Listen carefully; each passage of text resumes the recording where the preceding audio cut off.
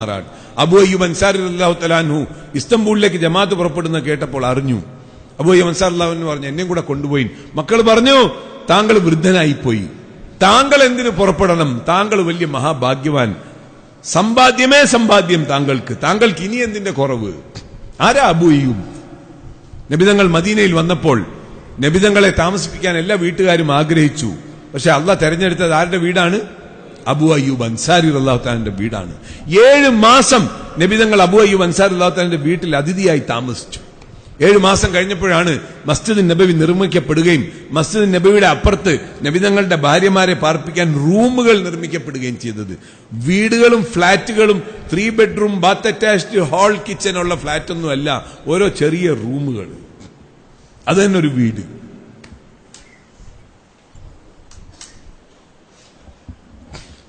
അബൂ അയ്യൂബ് അൻസാരി റളിയല്ലാഹു തആല അൻഹു 7 മാസം കഴിഞ്ഞ് നബിതങ്ങള് മദീന മസ്ജിദ് നബവി നിർമ്മിക്കാൻ വേണ്ടി ഒരു ഭൂമി തെരഞ്ഞെടുത്തു. ആ ഭൂമി ഇഷ്ടപ്പെട്ടു എന്ന് അതിന്റെ ഉടമസ്ഥരായ ചെറുപ്പക്കാര് 2 യുവാക്കൾ മനസ്സിലാക്കി. അവർ ഓടി വന്നിട്ട് പറഞ്ഞു, അള്ളാന്റെ റസൂലേ, ഞങ്ങളുടെ ഭൂമി ഞങ്ങൾ സമർപ്പിക്കാൻ തയ്യാർ, ഈ ഭൂമിയെ സ്വീകരിച്ചോളി. നബി സല്ലല്ലാഹു അലൈഹി വസല്ലം തങ്ങൾ പറഞ്ഞു, ഇല്ല, നിങ്ങൾ യതീം മക്കൾ, ചെറുപ്പക്കാര്, നിങ്ങളുടെ ഭൂമി വില നിശ്ചയിച്ചിട്ട് ഞാൻ വാങ്ങുള്ളൂ, വെറുതെ സ്വീകരിക്കുകയില്ല. നബി സല്ലല്ലാഹു അലൈഹി വസല്ലം തങ്ങൾ വില നിശ്ചയിച്ചു. എന്നിട്ട് ആ ഭൂമി വിലയ്ക്ക് വാങ്ങിയപ്പോൾ അതിന്റെ വില കൊടുത്തത് അബൂ അയ്യൂബ് അൻസാരി റളിയല്ലാഹു തആല അൻഹു. 1400 ചില്ലുവാനം വർഷങ്ങൾക്ക് ശേഷം മസ്ജിദ് നബവി നിലനിൽക്കുന്ന ഭൂമി ആരുടേതാണ്? ആരാണ് ഇതിന്റെ വാഖിഫ്? ആരാണ് ഇത് വഖഫ് ചെയ്തത്? അബൂ അയ്യൂബ് അൻസാരി റളിയല്ലാഹു തആല അൻഹു ആണ്. ഇത്രയും വലിയ സൗഭാഗ്യം സിദ്ധിച്ച മഹാൻ അദ്ദേഹം മനസ്സിലാക്കിയ ഒരു കാര്യം, അള്ളാഹുവിന്റെ റസൂൽ സല്ലല്ലാഹു അലൈഹി വസല്ലം അള്ളാഹുവിന്റെ മാർഗത്തിൽ പുറപ്പെടുന്നതിനേക്കാളും ഒരു കാര്യത്തിനെയും പ്രിയപ്പെട്ടിരുന്നില്ല. മുആദ് ഇബ്നു ജബൽ റളിയല്ലാഹു തആല യമനിലേക്ക് യാത്രയാക്കുകയാണ്. നബി സല്ലല്ലാഹു അലൈഹി വസല്ലം ജുർഫ് വരെ പോയി. ജുർഫ് വരെ, മദീനയുടെ പുറത്ത്. അള്ളാഹുവിന്റെ മാർഗത്തിൽ പുറപ്പെടുന്ന യാത്രാ സംഘങ്ങൾ യാത്ര തിരിക്കുമ്പോൾ നബിതങ്ങൾ അവരുടെ കൂട്ടത്തിൽ നടന്നു പോകുമായിരുന്നു യാത്ര അയക്കാൻ. എന്നിട്ട് അവരോട് പറയുമായിരുന്നു, നിങ്ങൾ എനിക്ക് വേണ്ടി ദ്വാരക്കണം. നബിതങ്ങൾ പറയുമായിരുന്നു അള്ളാഹുവിന്റെ മാർഗത്തിൽ പോകുന്ന സഹോദരങ്ങളോട്. മുആദ് ഇബ്നു ജബൽ റളിയല്ലാഹു തആല യാത്രയാക്കാൻ പോവുകയാണ്. മുആദ് റളിയല്ലാഹു തആല അൻഹു അവരോട് പറഞ്ഞു, നബി സല്ലല്ലാഹു അലൈഹി വസല്ലം, മുആദേ, നീ തിരിച്ചു വരുമ്പോൾ യമനിൽ നിന്നും ഞാൻ ഇവിടെ ഉണ്ടായിരിക്കുകയില്ല, എന്റെ ഖബർ സിയാറത്ത് ചെയ്യണം. മുആദ് റളിയല്ലാഹു തആല എത്ര ദുഃഖം, എത്ര വിഷമം. മുആദ് റളിയല്ലാഹു തആല കൊതിച്ചിട്ടുണ്ടാവൂലേ അവസാന നിമിഷങ്ങൾ നബിതങ്ങളുടെ കൂട്ടത്തിൽ ചെലവഴിക്കാമെന്ന്. പക്ഷെ സഹാബാക്കൾ ഒരു കാര്യം മനസ്സിലാക്കി, അള്ളാഹുവിന്റെ റസൂൽ സല്ലല്ലാഹു അലൈഹി വസല്ലം തങ്ങളുടെ വചനമാണ്, എന്നിൽ നിന്നും എന്റെ ജീവിതകാലത്ത് ആര് അള്ളാഹിന്റെ മാർഗത്തിൽ എത്ര ദൂരെ പോകുന്നോ അവൻ നാളെ ഖിയാമത്ത് നാളിൽ ഞാനുമായിട്ട് അത്രയും അടുത്തവനായിരിക്കും.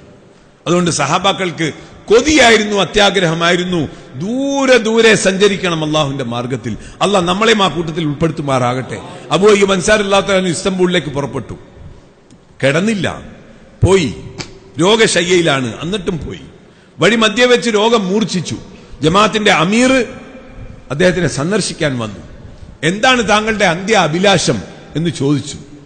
അപ്പോൾ അബൂ അയ്യൂബ് അൻസാരി റളിയല്ലാഹു തആല അൻഹുവിന് വേണമെങ്കിൽ പറയാമായിരുന്നു, എന്നെ തിരിച്ചൊന്ന് മദീനയിൽ എത്തിക്കണം, ഞാൻ വഖഫ് ചെയ്ത പള്ളി, മസ്ജിദ് നബവി, റൗള ഷരീഫ്, നബിതങ്ങൾക്ക് കൂടെ സലാം പറഞ്ഞ് നബിതങ്ങൾ താമസിച്ച ആ പോരിശയാക്കപ്പെട്ട 7 മാസം താമസിച്ച ആ വീട്ടിൽ കിടന്നൊന്ന് എനിക്ക് മരിക്കണം, അല്ലെങ്കിൽ മസ്ജിദ് നബവി കിടന്ന് മരിക്കണം.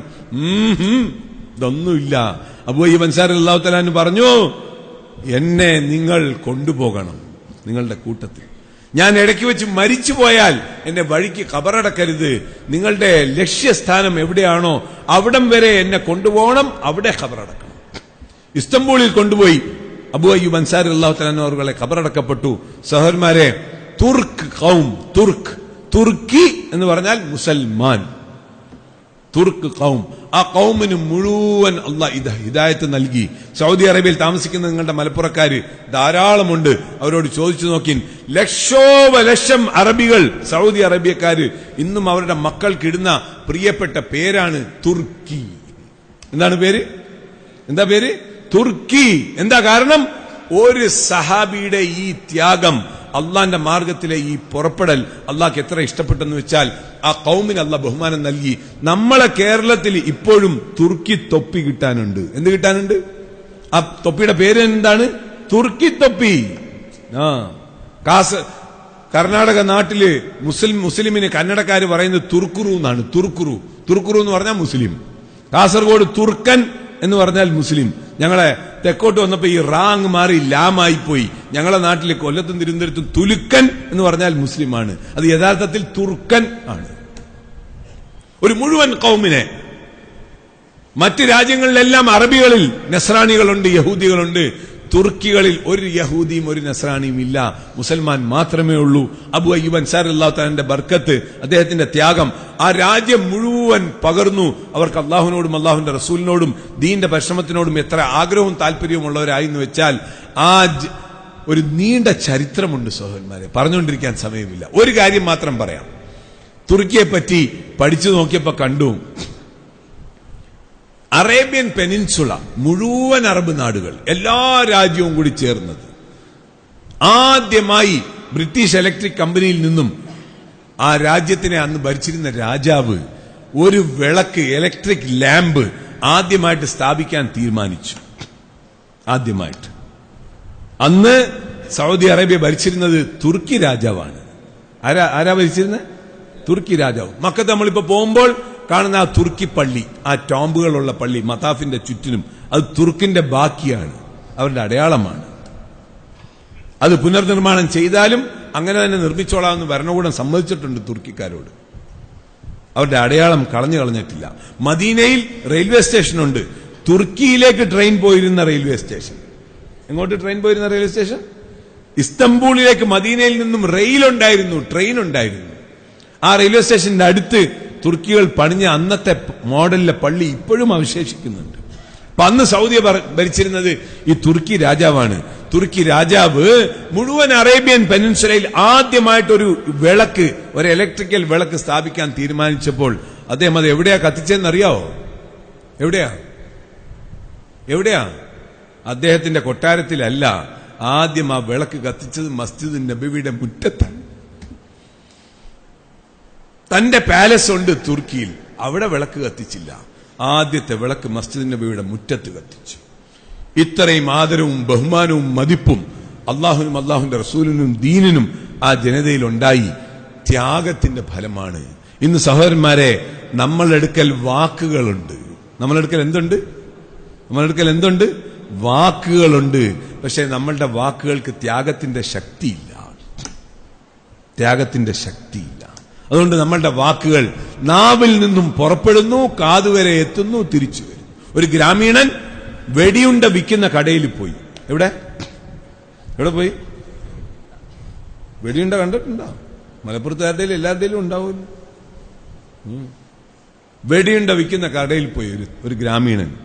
അവിടെ ചെന്ന് നോക്കി, ഇതെന്താന്ന് ചോദിച്ചു. അപ്പൊ പറഞ്ഞേ, ഏ ഗോലി ഹെ ഗോലി, ഇത് വെടിയുണ്ടയാണ്, വെടിയുണ്ട. क्या होगा इससे मारोगे तो चीता मर जाएगा, शेर मर जाएगा, हाथी मर जाएगा, ആനയും ചത്തുപോവും, സിംഹവും ചത്തുപോവും, പുലിയും ചത്തുപോവും, കടുവയും ചത്തുപോവും, ഇത് വെച്ച് അടിഞ്ഞാ മതി എന്ന് പറഞ്ഞു.